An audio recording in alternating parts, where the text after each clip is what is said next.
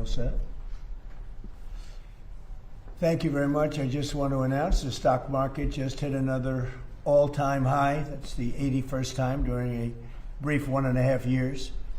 And 401ks, likewise, they're at an all-time high. So millions and millions of people are benefiting from this incredible economy that we're creating. We're building right now a record number of plants, factories.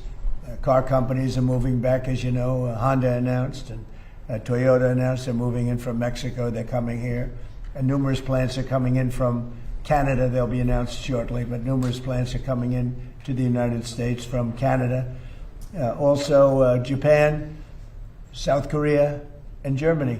So we're doing things that nobody's ever done before. But the stock market just hit 81 times in a short 1.5 period. It just hit its all-time high again. I want to congratulate Darlene Graham on her tremendous victory on Tuesday night. And she's sailing now. She's really doing great.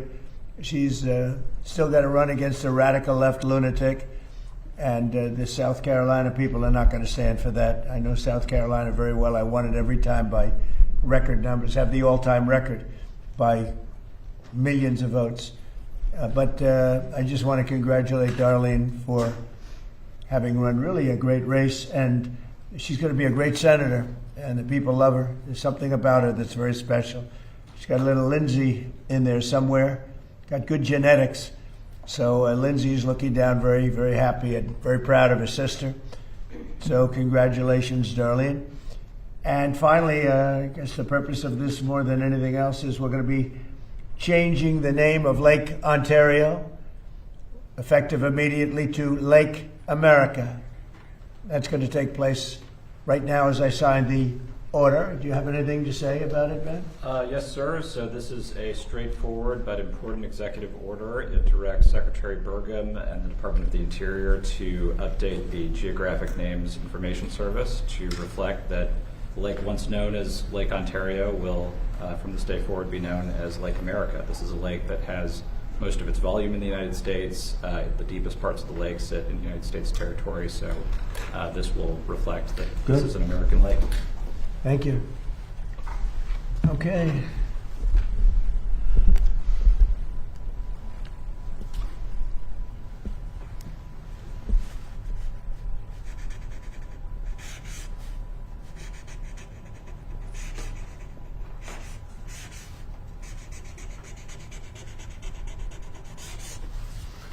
Okay. Thank you very much. And we filed all the necessary papers, documents, everything else. We notified all of the various people that we have to notify. So we've done everything that you have to do. And this is official, effective immediately. Do you have any questions, anybody? Mr. President. Yes. That video you put up yesterday, crossing out Lake Ontario and writing Lake America, it's been seen by about 30 million people, maybe more, across all the social media platforms. What message are you sending to Canada with this move today, and why was this such an important thing for you to do? It's an interesting question. No message. As you know, Canada's been ripping us off for a long time on trade, very sadly. Even the military, you know, we defend Canada for nothing. We don't get anything. They don't pay us to defend Canada, but we defend Canada, and they understand that. As an example, we bought icebreakers. They'd like to use them. We have 11 brand new icebreakers coming in. They'd like to use the icebreakers. They don't pay for anything. And they want to be treated like a state, but they're not a state. But they want to be treated like they're a state. And so we just can't do that anymore. We lose, on average, over the last 15 years, $60 billion a year carrying Canada. So we just can't do it anymore. We love the people of Canada. I don't think their representatives do an appropriate job. Maybe they'll change. I really don't know. I mean, it doesn't make much difference. But we can't let the whole Canadian thing that's been going on for decades, and it has to come to a stop. So we're going to be doing tariffs on their cars that are coming in at a substantial level, because we want to make the cars here. We don't want if they can make their own cars if they want, and they can continue to make their cars for Canada, but we don't want them to make cars for the United States of America. It's very simple. Likewise, many other products. So the lake change, Lake of America, was something I've been thinking about for a long time, actually. As you know, we took something called the Gulf of Mexico, we changed it, and now it's very routinely the Gulf of America. So if you think about it, we have a Gulf and we have a lake. Now all we need is an ocean. So maybe we'll have to change the name of the Atlantic and or the Pacific. Maybe we'll change them both. Why are you so focused on doing things like this towards America's allies instead of doing things that Well, they target haven't treated us adversaries? well. The Canadian officials have treated us very badly. They're nasty people. They charge our farmers 400% tariffs. They've been doing it for a long time. And I had them figured out in my first term, and I did some pretty strong things and had it getting pretty good. And then the election was rigged, and now I'm coming back and doing it the way it, and finishing the job. But they treat us very badly. Canada treats us very badly. I would say that of all countries, as you know, we have President Xi coming in a couple of weeks. We deal with a lot of people. People oftentimes, they'll ask me, who's the worst to deal with on trade? And I said, that's easy, Canada. They are the worst to trade. And they feel entitled, and just we can't have that. Mr. President, Ted Cruz keeps teasing a 2020 presidential run. You run against him for president. Do you think he could be president? What's your reaction to that? You say he's going to run? Or? He's teasing in 20. He's talking about it. You don't mean 2020, but you mean 2028. Yeah. I would say that he's very talented. He's a very good friend of mine. I think he might do that. Yeah. Mr. President, He's a talented guy. Mr. President, what's your reaction? What would you say to those who are concerned a trade dispute with Canada could affect American affordability ahead of midterms? Well, ultimately, it's going to be very good for us because we're losing. When you talk about affordability, we're losing $62 billion a year on average with Canada. And if you really look at it, we're losing more than that. It's too much. It's too much. We can't lose that. We don't want to lose that. We don't want to lose it anymore. Mr. President, has Vladimir Putin agreed or committed to not attacking a NATO territory? I've had good talks with him. He's not going to be attacking a NATO territory. Mr. President, what's your reaction to the latest on the... Supreme Court earlier this week ruled on mail-in ballots, and there are states like North Carolina that have ballots that go out next week. How are states supposed to implement this Well, they're in time? able to. North Carolina is great.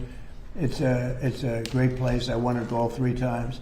They do some mail-in ballots, but basically they ruled on the legitimacy and the way we want to make them legitimate. And it was a great ruling for the Republican Why Party. do you keep voting by mail, sir? You say it's a concern. Deliver a warning to Russia not to attack NATO territory during his... Well, I don't want to comment on that, but they're not going to attack. Mr. President, what's your reaction to the Americans missing in Nepal? Oh, it's terrible. No, and we've called Nepal and we've offered any help that they need. You know, we have a very good relationship with Nepal, and that was that was mud and water as a mixture. Nobody's ever seen anything quite like that. We're very powerful, strong, well-built buildings were wiped out like they were toothpicks. That's a terrible thing. No, we are sending aid, and we've spoken to the leadership, and we let them know anything they want we'll have. And there were 50, maybe 60 Americans over there. We haven't gotten the full list yet, but hopefully they're okay. But that looks like something that people will not be. Somebody will be lost, unfortunately. Mr. President, there is reports that Vladimir Putin is meeting with the president of Iran to talk about a nuclear agreement next week. Is there concern in the administration, in the White House, that these countries aren't taking economic D-Day seriously, that they're going to continue doing business with Iran despite the warnings? Iran is right now, they're not paying their troops. They're in deep trouble. They have very little capacity. Last night we took 24 boats through the strait. We're taking them through all the time. I say it very openly. It doesn't mean we're finished with the military, but the strait is open, as you know. The Strait of Hormuz is open. We have control, and we have the blockade. Iran's not getting anything. Nothing is going through. Not one ship has gotten through. But will you punish Putin or Russia if they continue Well, to do depends. business It depends. with So Iran? far, I think Russia's behaved quite well having to do with the Strait of Hormuz. And you have to understand, for everything they do, we do also. You know, somebody was saying about China, what about China? We hear they're spying. We spy on them too. That's the way it goes. Why not sanction Chinese banks, though, who are doing business Well, with who the said I'm not? You said, why not? I mean, who said I'm Secretary not? didn't announce You don't know if that. I'm doing it. Well, I don't have to announce everything, do I?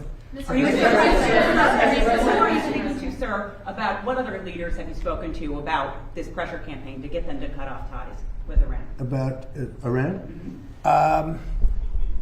There's not a lot to speak to. We don't want to speak to them. We're not looking to meet or anything.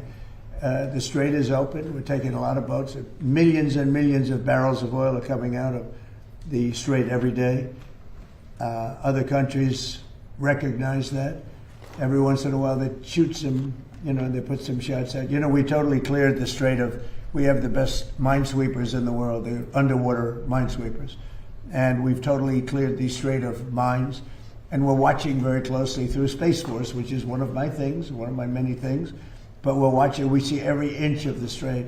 And any boat goes in with a mine, we see it, and we take it out. We've taken out 2 of them. Thank you. So I'll be going to Texas, and we're working very hard. We want to win that race. He's running against a man who should never be. We have a very good candidate, Ken Paxton, and he's running against Telefrico, they call him, because he is a little freaky, and that's not a man that represents the value of Texas. So I'm going to help Ken Paxton, and I'm going to spend a lot of time in Texas. I have the all-time highest vote in the history of Texas also, and I'm going to spend some time there. We'll be going tonight. Some of you are going with me. Thank you very much, everybody.